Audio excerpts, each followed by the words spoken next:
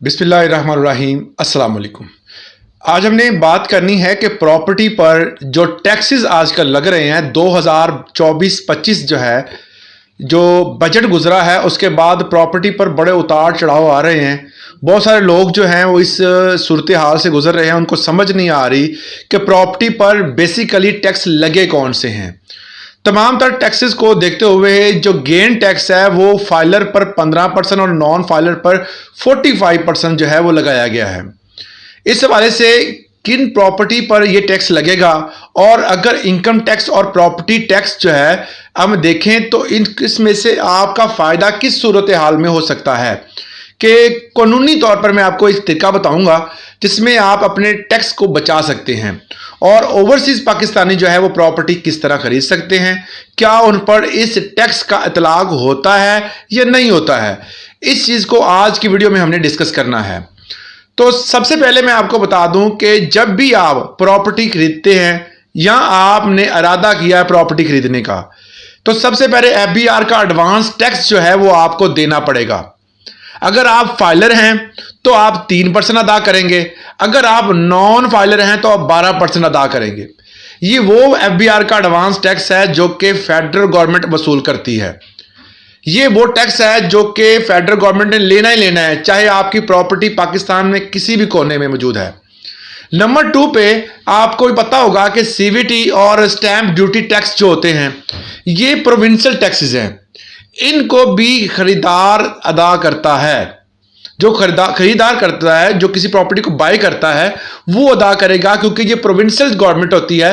वो चाहे KP होगी हो, चाहे वो पंजाब की हो, सिंध की हो, कोई भी हो, वो उन्होंने जो स्टैंप ड्यूटी टैक्स और CVT टैक्स जो होते हैं वो लेने ही लेने हैं।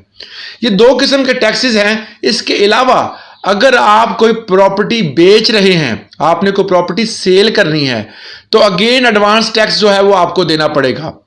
और इसके अलावा जो प्रॉपर्टी गेन टैक्स है वो भी देना पड़ेगा, क्योंकि अगर आपने प्रॉपर्टी ली थी और आपने मुनाफा तो कमाया होगा।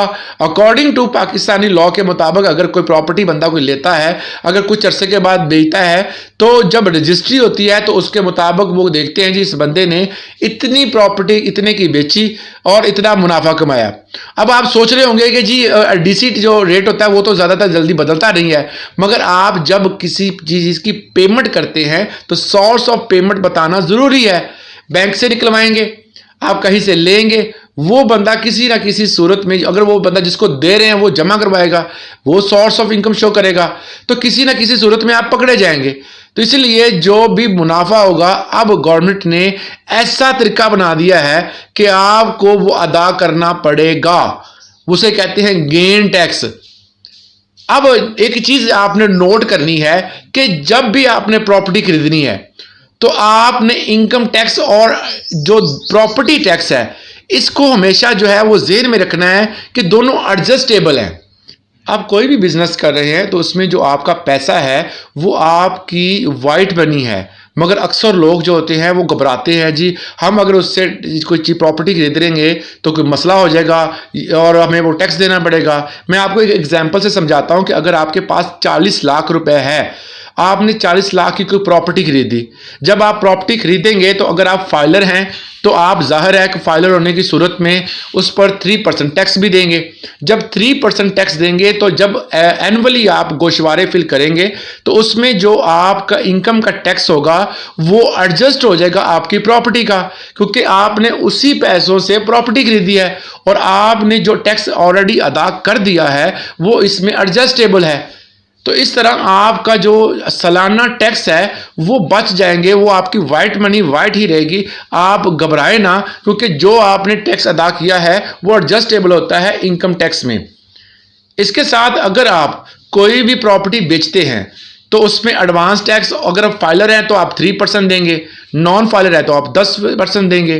तो प्रॉपर्टी बेचने वाला, अगर कोई बंदा प्रॉपर्टी बेचता है तो उसने अगर 1 करोड़ की प्रॉपर्टी ली है तो कुछ अर्सा बाद, मतलब कुछ ड्यूरेशन गुजरा है, 1 साल के अंदर अंदर ही उस बंदे ने प्रॉपर्टी दोबारा सेल कर दी है, तो FBR के मुताबिक अगर उस बंदे ने 1.5 करोड़ की सेल की है तो उसने 50 लाख रुपए कमाए हैं।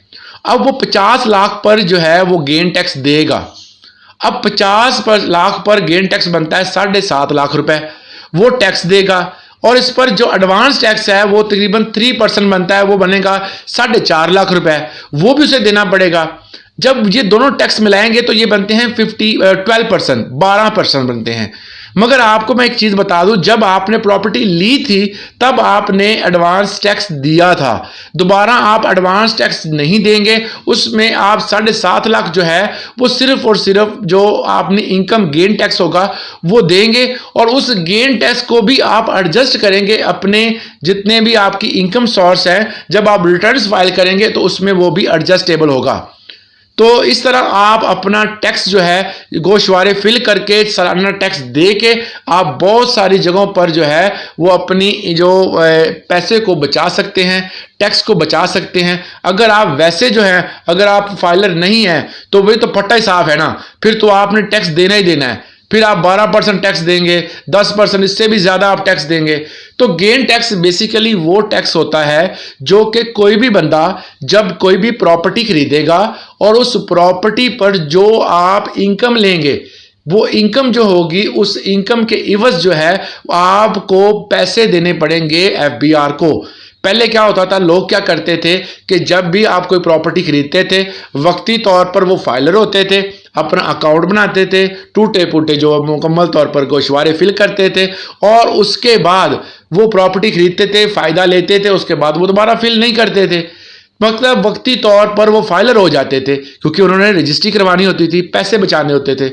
अब ऐसा बिल्कुल भी नहीं है। अगर आप ऐसा करेंगे तो आप लेट फाइलर में आएंगे, और उनकी हुकूमत ने एक अलग फरिस्त बना दी है कि लेट फाइलर का भी अलग जो है वो सिलसिला होगा जिसपे वो अपने टैक्सेस अदा करेंगे। मगर बेहतर यही है कि जब भी आप टैक्स अदा करें तो आप फाइलर हों, क्योंकि फाइलर के लिए जो है वो बहुत सारी अपॉर्चुनिटीज़ है। आप देखिए, आप टैक्स तो हर सूरत देना ही देना है, आप किसी भी सूरत में टैक्स दें। जब आपकी इनकम शो होगी, आपकी मनी जो है वो बैंक अकाउंट में जमा करवाएंगे, आप वहाँ से विदड्रॉ करवाएंगे तब भी आपको टैक्स देना पड़ेगा, आप वहाँ पे जमा करवाएंगे तब भी आपको टैक्स देना पड़ेगा, अगर आप जो सेल टैक्स या आपके जो रिटर्न्स फाइल नहीं करते। इसके साथ एक और सवाल है कि ओवरसीज़, कुछ लोग कहते हैं जी हमारी इनकम ही नहीं है, हमारे पास पैसे नहीं है, हम कहाँ से जो हैं वो टैक्स अदा करें। तो आप ज़ीरो टैक्स अदा करके भी फाइलर बन सकते हैं। किस तरह, अगर आप सालाना 6 लाख रुपए नहीं कमा रहे, इससे नीचे आपकी इनकम है, तो फिर भी आप टैक्स रिटर्न फाइल करके आपका ज़ीरो टैक्स होगा और आप अपने को आप फाइलर बना सकते हैं। इसका फ़ायदा क्या होगा कि आप अगर कोई चीज़ खरीदते हैं, फ़र्ज़ कर लें आपने पैसे जमा करके कोई प्लॉट खरीद लिया है, तो फिर आपको इसका फ़ायदा होगा क्योंकि आप ज़ीरो टैक्स होल्डर होंगे, आपको उनको पता होगा कि 6 लाख से नीचे है तो आपको कम से कम टैक्स पड़ेगा। ओवरसीज़ के हवाले से एक बड़ी बात है कि जो ओवरसीज़ कहते हैं जी हम तो बाहर कमाते हैं, हम टैक्स क्यों दें। इस मामले में देखा जाता है कि अगर आप ओवरसीज़ हैं और 180 दिन पाकिस्तान में रह के गए हैं और उसके बाद आप पाकिस्तान से बाहर गए और वहाँ जाकर आप कमा रहे हैं और वहाँ से जाकर आप इन्वेस्टमेंट करते हैं, तो आप इनकम टैक्स नहीं देंगे क्योंकि अपना सोर्स ऑफ इनकम आपका बाहर है।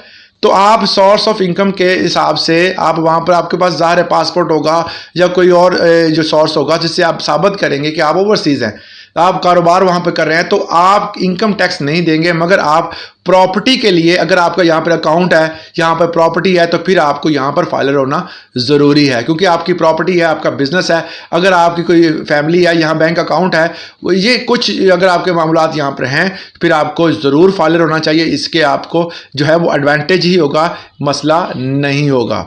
उम्मीद करता हूँ इससे आपको समझ आ गई होगी कि आप किस तरह अपना टैक्स बचा सकते हैं। आज के लिए इतना ही, इजाज़त दीजिएगा।